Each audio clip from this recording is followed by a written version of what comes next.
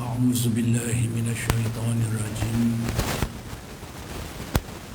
بسم الله الرحمن الرحيم. الحمد لله رب العالمين وبه نستعين. اللهم صل على سيدنا محمد النبي الأمي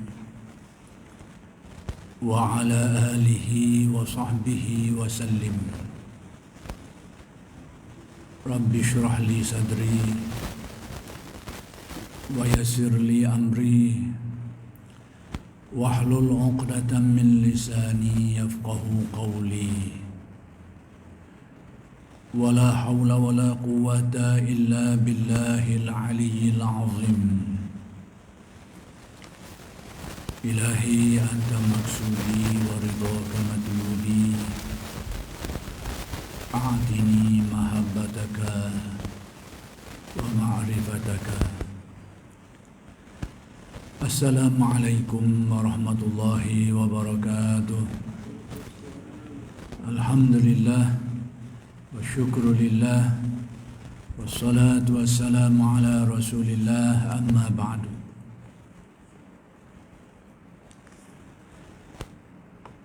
Jadi alhamdulillah, bersyukur kehadirat Allah Subhanahu wa taala yang telah mengurniakan kepada kita hidayah dan taufik. Mudah-mudahan kita sentiasa memperolehi kurniaan hidayah dan taufik daripada Allah Subhanahu wa taala. Jadi pada malam ini insya-Allah kita akan mulakan kembali pengajian kitab Sairus Salikin karya Syekh Abdul Samad Al-Falimbani rahmatullah alaih. Dan kita telah pun berada pada muka surat 168.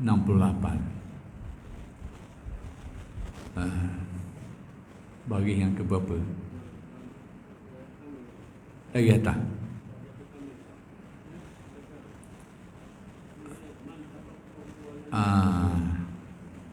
Imam Malik tu seperti kata Imam Malik baik, kita kena ambil alih atas tu sikit dia berkait. Dan bahagian yang pertama kita laju sikit daripada ulama, yakni isu yang nak disebut, yang nak dibahaskan sekarang mengenai ghurur, yakni terpedaya, tertipu. Maka siapa yang terlibat dengan perkara ni? Maka kata Syekh Abdul Samad, bahagian yang pertama, yakni golongan manusia yang pertama yang terlibat dengan ghurur ini, iaitu daripada ulama, juga melibatkan golongan ulama. Jadi bukan orang jahil saja, bukan orang awam, orang kampung saja, bahkan kelompok ahli ilmu, ulama pun tidak sunyi daripada terkena penyakit ghurur atau tertipu dan terpedaya ni. Yakni ulama tu siapa? Orang yang mempunyai ilmu tasawuf yang batin dan ilmu syariat yang zahir. Secara umumnya ulama ni memiliki dua ilmu lah. Ilmu berkaitan dengan ilmu tasawuf yang melibatkan gerak hati itu, dan ilmu yang melibatkan syariat yang zahir. Jadi ilmu tentang syariat yang zahir ni banyaklah, luaslah.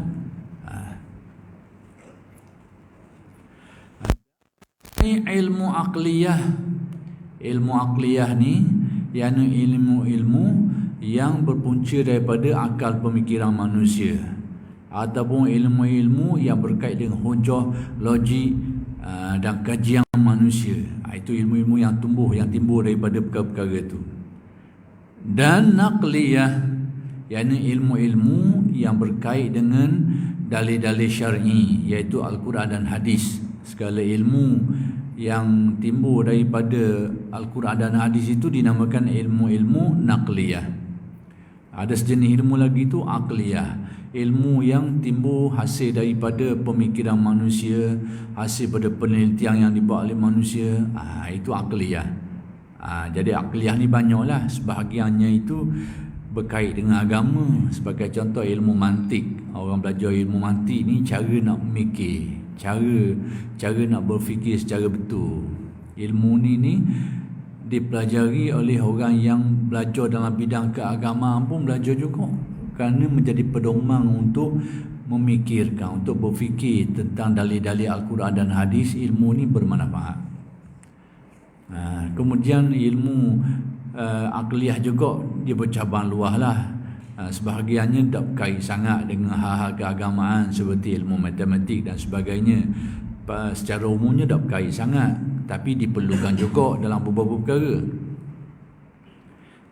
Baik, yang sunyi mereka itu daripada ilmu, yakni ilmu tasawuf.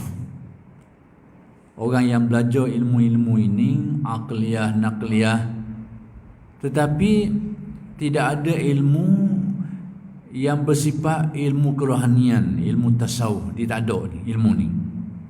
Jadi sunyi mereka itu daripada ilmu, yakni ilmu tasawuf, yang dinamakan mereka itu ulama zahir. Jadi bila tak ada ilmu tasawuf, maka status ulamanya itu dipanggil ulama az-zahir. Kenapa? Kerana ilmunya itu mencakupi hal-hal yang bersifat zahir. Tak ada ilmu yang menyentuh tentang hati, tentang jiwa. Tak ada. Jadi bila mana-mana ulama yang tak ada bahagian ilmu tasawuf ni, maka disebut sebagai ulama zahir.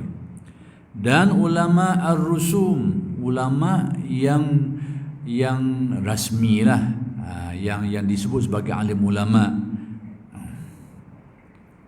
Dan fuqaha az-zahir, atau perkataan lain yang diguna pakai iaitu dinamakan fuqaha az-zahir, iaitu ahli-ahli fiqh, orang yang tahu tentang ilmu-ilmu keagamaan yang bersifat zahir semata-mata, yang bersifat hukum hakam semata-mata.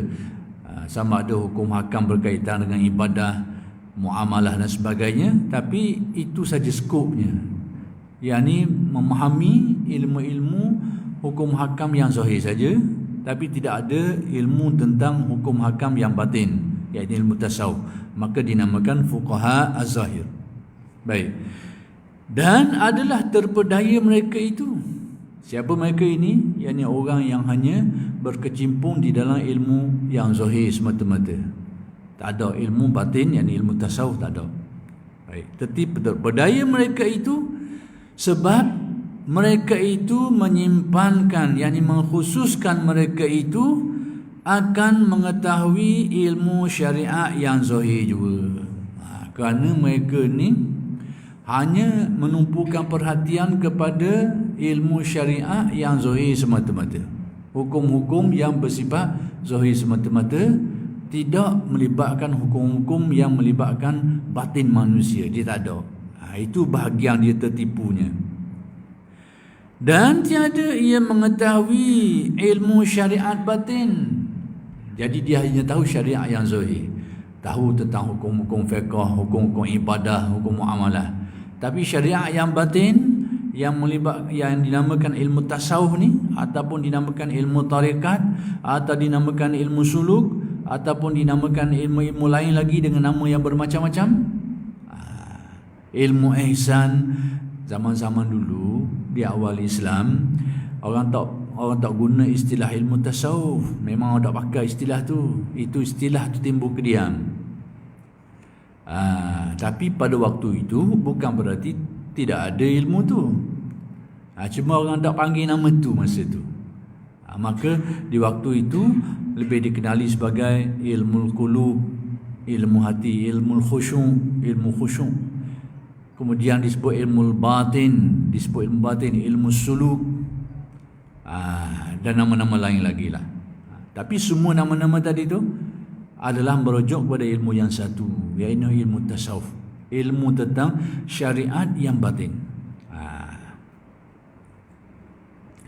Hari ini ada orang cuba nak menolak adanya ilmu tasawuf ni dan menafikannya, nak menolak, buang daripada senarai ilmu-ilmu keislaman antara alasan yang dia guna tadilah, zaman awal Islam ni tak ada orang panggil ilmu ni ilmu tasawuf ni. Jadi kenyataan itu dari satu segi betul lah, tapi salah dari segi yang lain. Betul dari segi memang pada waktu tu orang tak sebut tentang nama ilmu tasawuf nama ni zaman awal Islam, tak ada sebut. Tapi bukan bererti hakikat ilmu itu tidak ada. Itu bahagian silap kenyataan ni. Tapi itulah yang hujah yang diguna pakai oleh setengah kelompok nak menolak ilmu tasawuf ini. Hari ini antara golongan yang sangat kuat tidak menyukai dan cuba membuang ilmu tasawuf dari senarai ilmu keislaman ni secara slow-slow. Tapi sudah ada yang berlebihan. Slow-slow ni dia kritik dulu ajaran-ajaran beberapa perkara, dia tembok slow-slow. Bila orang terpengaruh, termakan, dia parok sekali lagi, akhir kalinya terbang. Mula-mulanya kerak dahang tu, ni kerak sini, kerak kating, kerak dahang. Tapi bila berjaya-berjaya tak ada orang alam, akhir kali dia gaji batah. Sudah ada sampai ke tahap itu. Dan mereka ini pada hari ini sedia maklumlah yang cenderung seperti ini daripada sahabat-sahabat kita yang terpengaruh dengan faham Wahabiyah lah. Terserahlah nak faham ke mana-mana pun. Tetapi usaha itu adalah usaha yang sia-sia. Maksud kenyataan, bila dibuat, diteliti kepada sumber-sumber, akan nampak kecelaruan, kesilapan di sebalik dakwah-dakwah yang dibuat itu.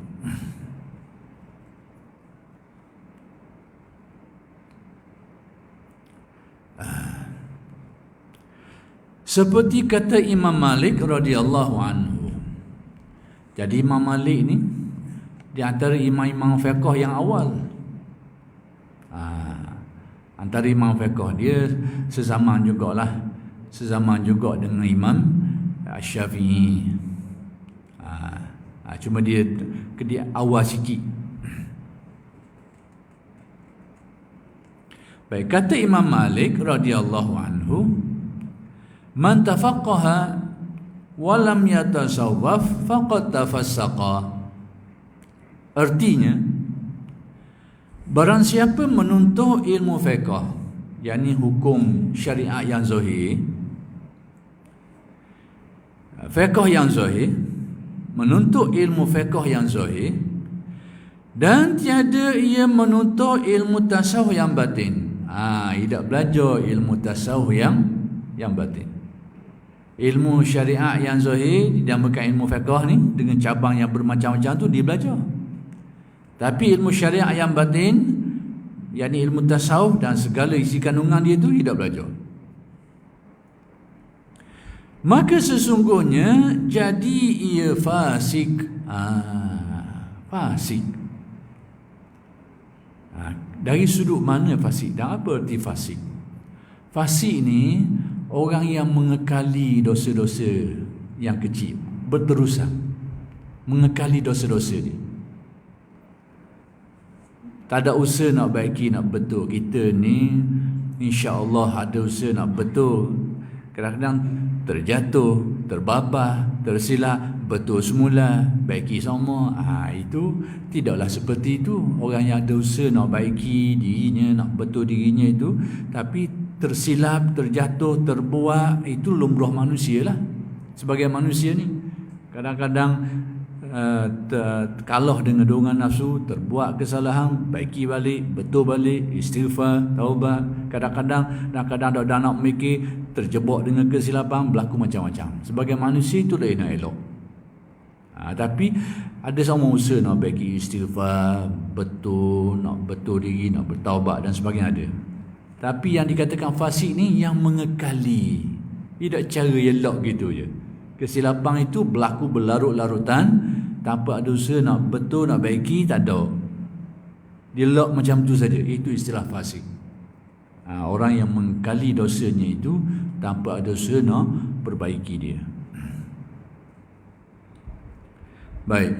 Kenapa orang yang belajar ilmu syariat yang zahir semata-mata dan dia meninggalkan syariat yang batin, dia jadi fasik? Kok mana? Dari sudut pertama sekali, dosa ni terbahagi kepada dua. iaitu dosa yang zahir dan dosa yang batin. Wajtanibu zahirul ismi wa batinah. Dengan nas Al-Quran mengisbatkan ada dua jenis dosa. Hendaklah kamu menjauhi dosa yang zahir sifatnya dan yang batin sifatnya. Jadi Al-Quran mengisbatkan ada dua jenis dosa, zahir dan batin. Inilah antara sebab kenapa Al-Imam Al-Ghazali menulis karya-karya agungnya, termasuk Ihya, termasuk Minhajul Abidin, kerana ulama-ulama pada zaman dia itu mengabaikan ilmu yang melibatkan batin dan dosa-dosa batin ini. Sehingga Al-Ghazali kata dalam memberikan huraian, dia kata jangan sangka ibadah ni solat saja, puasa saja, dan dosa ni iaitu menipu, mencuri saja. Bahawa aspek-aspek batin pun ada ibadahnya dan ada dosanya. Jadi Al-Ghazali ni cuba dalam karya-karya dia tu, dia tulis kitab untuk nak membetulkan balik arus pada zaman dia tu, yang mana kebanyakan orang ramai ni cenderung kepada pejam mata dah hal-hal yang melibatkan batin ni, ibadah batin, dosa batin, macam tak apa tengok mana dah, sehingga ibadah tu hanya dilihat kepada amalan-amalan yang zahir sifatnya. Ini berlaku Imam Ghazali. Jadi Imam Ghazali tulis kitab Ihya, nak menghidupkan balik Ihya Ulumuddin, nak menghidupkan balik ilmu-ilmu keagamaan, kerana dia macam mati, tak ada ruh. Kerana lompang dari aspek batin. Ini berlaku sejak Imam Ghazali lagi. Zaman kita hari ni lebih-lebih lagi lah. Lebih-lebih lagi ada petua-petua yang nak kata tak kena lah, macam-macam lah. Yang petua-petua tu akhir sekali orang tak cana tentang ilmu ni. Padahal kata Ghazali tak ada beza pun antara ibadah yang batin dan ibadah yang zahir.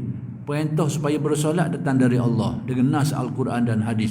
Perintah supaya redha, supaya tawakal dan syukur juga datang dari Al-Quran, datang dari hadis, dari sumber yang sama. Tak ada beza antara dua ni, kata Imam Ghazali.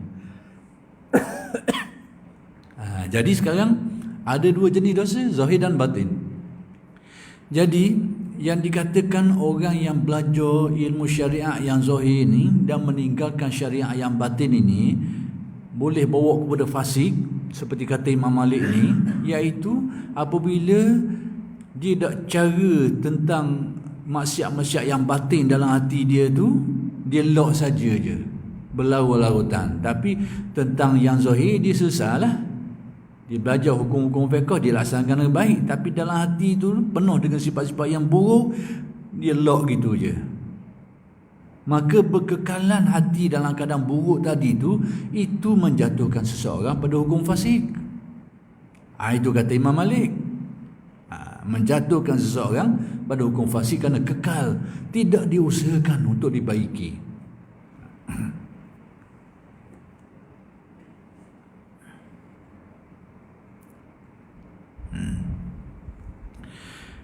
Baik. Dan inilah makna perkataan Imam Al-Ghazali rahimahullahu ta'ala di dalam Ihya Ulumuddin. Jadi Tok Syekh Abdul Samad ni membawa kata-kata Imam Ghazali juga. Ia naqal daripada setengah ulama yang arifin. Yang kata-kata ini diriwayatkan atau dinakalkan daripada sebahagian alim ulama yang arif. Apa kata dia? Kata Imam Ghazali, man lam yakun lahu nasibun min ilmil qaumi yukhafu alaihi min su'il khatimah wa adna nasibin minhu at-tasdiq wa taslimu li ahli. Artinya, barang siapa tiada baginya bahagian mengetahui daripada ilmu kaum, yakni tasawuf, yakni sesiapa yang tak ada bahagian langsung, tak ada pengetahuan tentang ilmu kaum ahli sufi. Ilmu apa? Ilmu kaum ahli sufi ni ilmu tasawuf lah. Orang yang tak ada bahagian tentang ilmu tu, pada dia tak ada ilmu tu, tak ada bahagian ilmu tasawuf ni, nescaya ditakuti atasnya itu jahat kesudahan matinya. Kata Ghazali, dibimbangi kematian nanti dia mati dalam keadaan yang buruk, dia panggil su'al khatimah.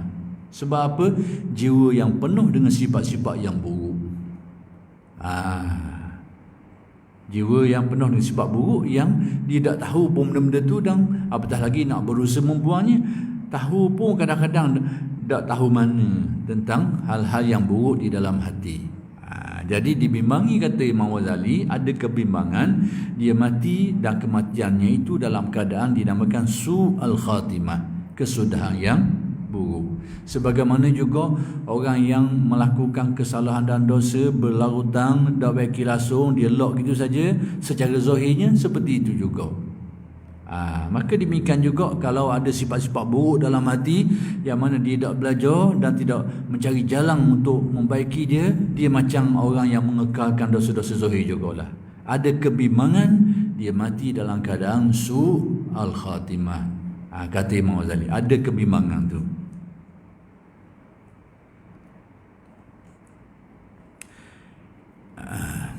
yakni mati di dalam kejahatan, yakni mati dalam keadaan melakukan kejahatan. Yakni di dalam maksiat, dia mati dalam keadaan kemaksiatan. Dan sekurang-kurang bahagiannya, yakni sekurang-kurang bahagian ilmu tasawuf ni daripada ilmu tasawuf itu, iaitu membenarkan ilmu tasawuf itu. Paling kurang, kata Imam Ghazali, dia membenarkan adanya ilmu ni. Dia meyakini adanya bahagian ilmu tasawuf ni. Yang hari ni kita dengar sangat mengejutkan. Sehingga ada orang menafikan terus ilmu ini, sehingga dia anggap tak ada dalam senarai ilmu keislaman. Yang ada akidah dan syariat. Akidah, keyakinan, hukum hakam. Itu je. Tidak tiga seperti yang menjadi kefahaman Ahlus Sunnah wal Jamaah. Ada dia dua je. Bahagian akidah, bahagian amalan.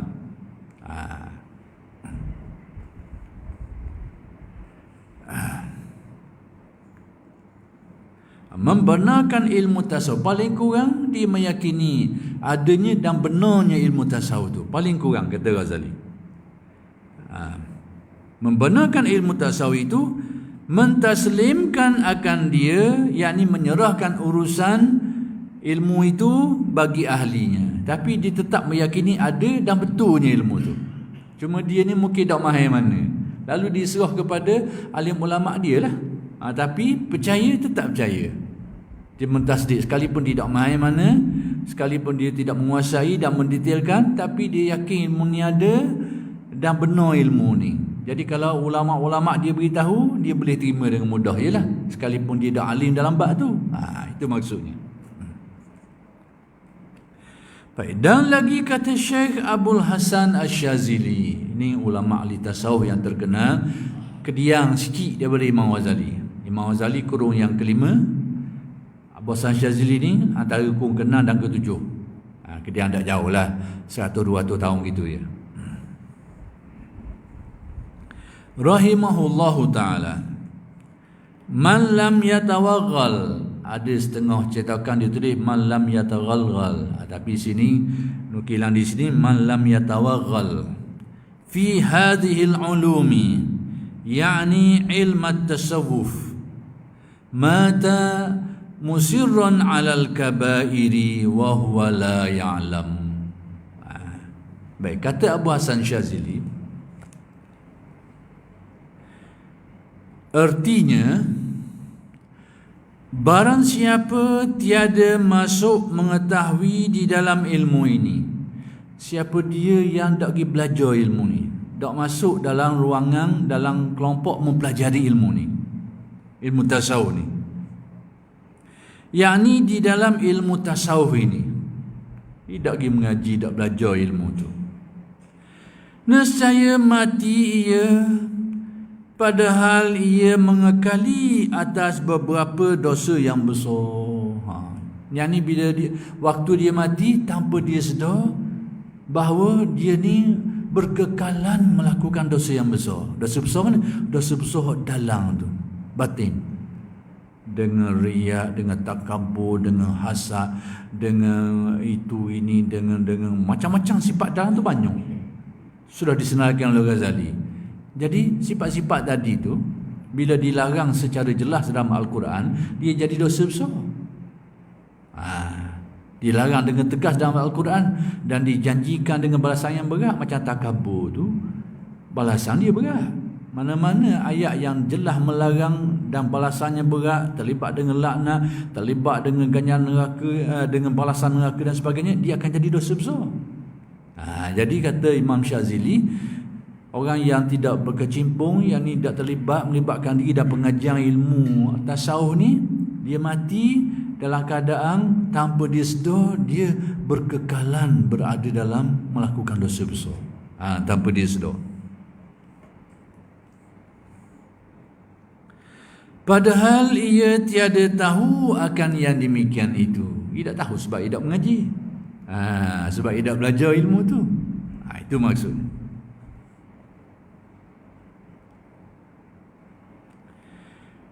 Dan telah tersebut di dalam kitab ilmu. Kitab ilmu dahulu, yakni sudah disebut dalam bab ilmu di awal kitab. Kalau dalam kitab ni, Sairus Salikin ni jilid pertama lah. 4 jilid ni jilid pertama. Dalam Ihya pun sama. Yang ni bab-bab awal tu menjelaskan tentang ilmu. Jadi disebut balik di sini. Disebut dalam kitab ilmu dahulu, yakni yang sudah disebut sebelum ini, akan kelakuan ulama yang terpedaya itu. Sudah diceritakan tentang ehwal, keadaan golongan ulama yang terjebak, yang terlibat dengan terpedaya ataupun gurur ini. Jadi Imam Ghazali, Syekh Abdul Samad, demikian juga Imam Ghazali nak menyatakan kepada kita bahawa yang terlibat dengan penyakit gurur ini bukan saja orang jahil, tapi alim ulama pun terlibat juga. Jadi antara sebabnya tadilah dia hanya menumpukan perhatian kepada ilmu-ilmu yang zahir sifatnya, syariat yang zahir, dan mengabaikan ilmu syariat yang batin.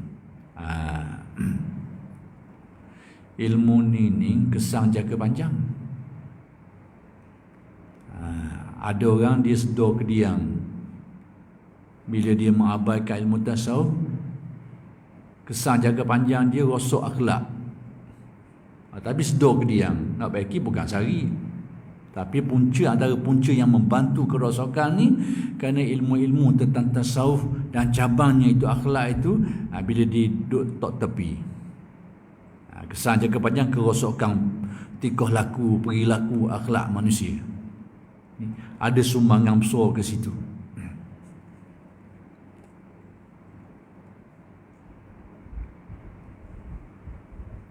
Dan kalau dia belajar ilmu pun, dia jadi alim pun, alim yang hilang adab. Itu hari ni kita tengok orang kita hari ni, alim-alim kita hari ni, ahli akademik kita hari ni, dia kurang. Bukan na'udzubillah, beradab ini kita nampak cambar sikit. Dia mudah membantah alim ulama secara tidak sopan dan sebagainya. Itu punca-punca belakang tu. Punca kerana tidak terdidik dengan ilmu tasawuf. Pandang remeh kau orang, pandang rendah kau orang, rasa kita sajalah yang paling betul, orang lain semua tak betul. Itu semua angkara tidak terdidik dengan ilmu tasawuf, dan mudah mencelakakan orang, mudah itu dan ini dan sebagainya. Ini semua angkara daripada tidak terdidiknya. Dan kita nampak muncul alim ulama kita hari ni ada pattern-pattern ini. Dan kalau kita kait-kait, barangkali betul yang dikatakan tadi, kerana mengabaikan pengajian ilmu tasawuf dan didikannya itu.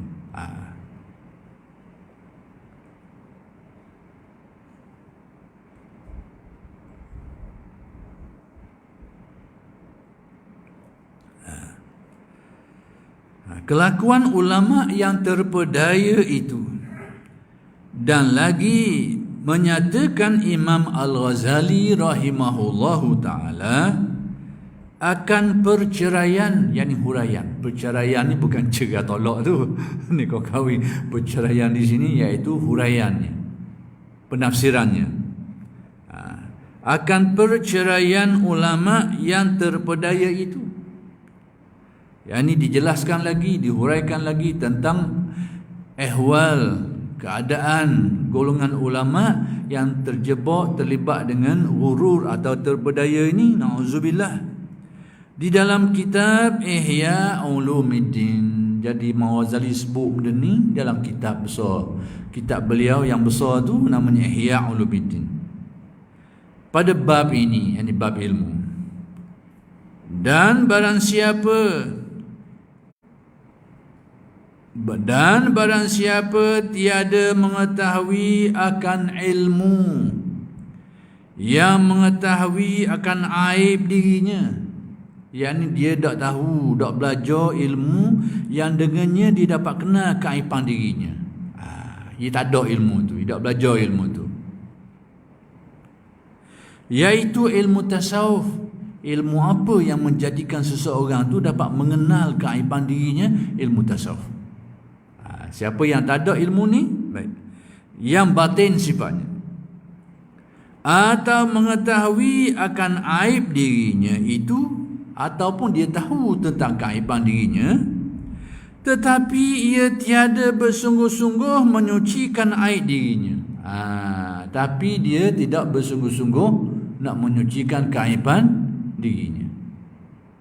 Yang di dalam batin itu, dia tak cari jalan, tak berusaha untuk membuang keaiban. Dia tahu tapi tak cari jalan.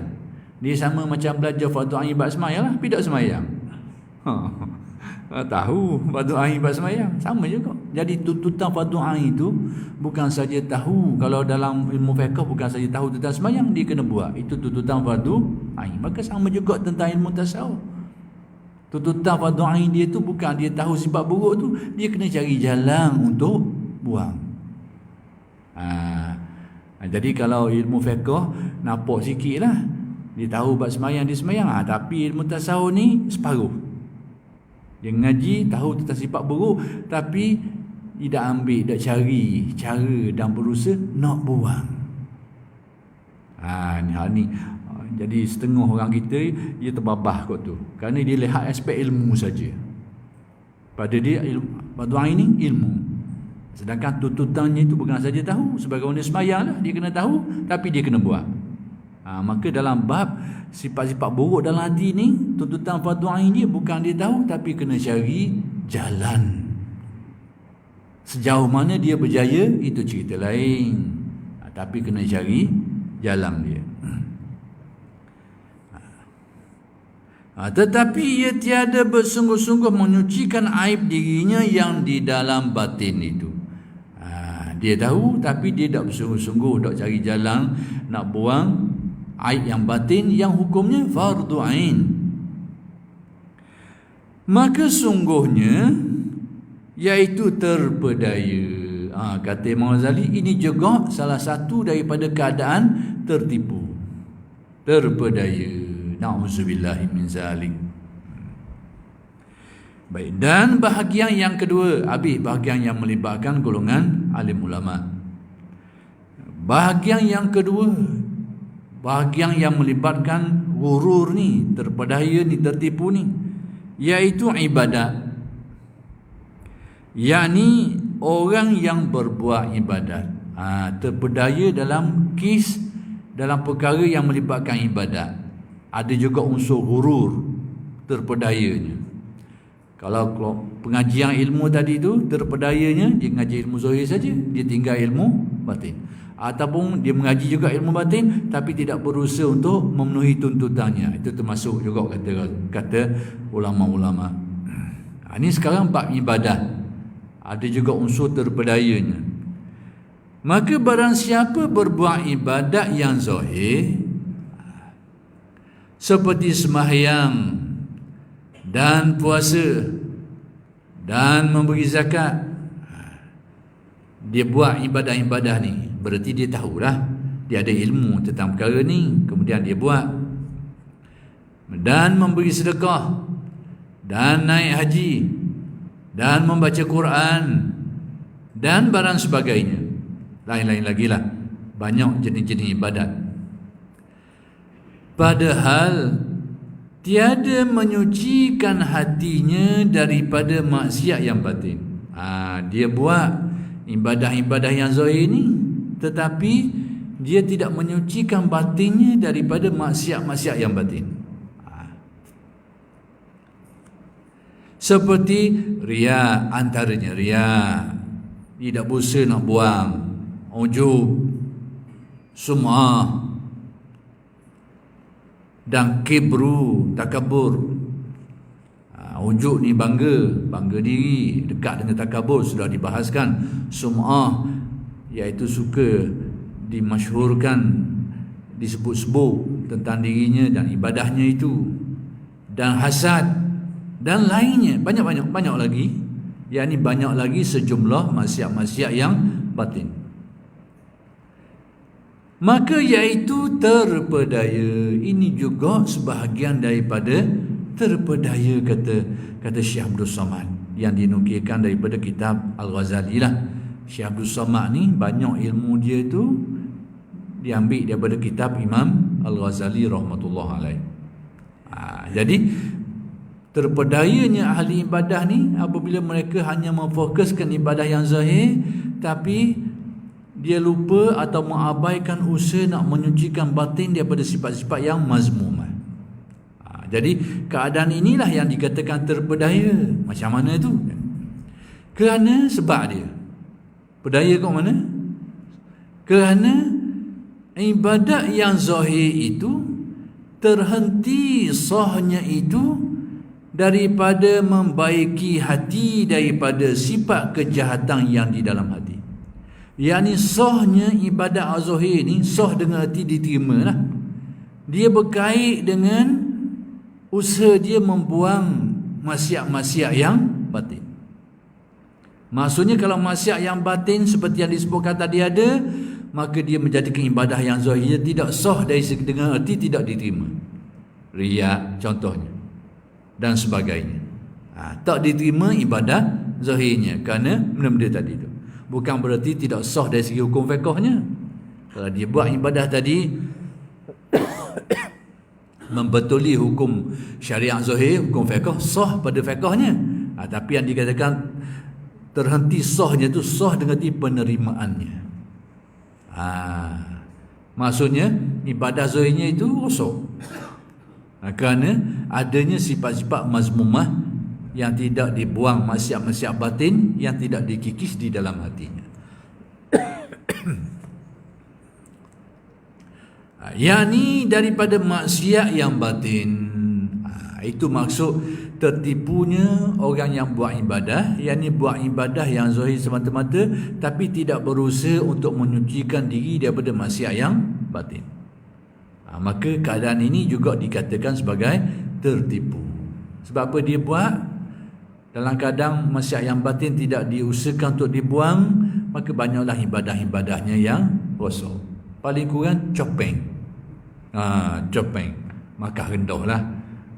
Makan rendah kalau 80, 70 boleh tahan lagi. Takut dah lepas 40. Takut dah lepas itu.